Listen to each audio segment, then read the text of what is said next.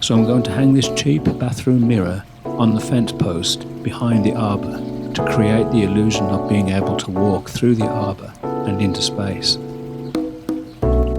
So here's the equipment I plan to use to hang this mirror. This hook will go on top of the fence post, and then the cable tie will go through that hook and through the two connections on the top of the mirror.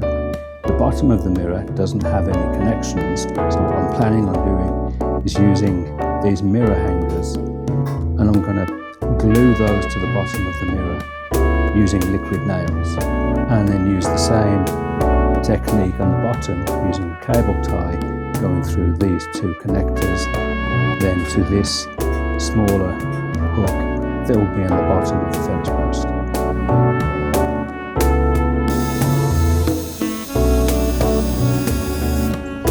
And here's the finished result.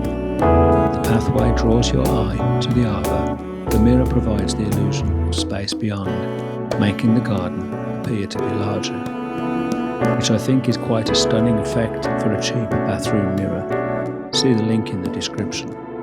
So thanks for watching. If you've enjoyed this video, why not subscribe for more garden related content?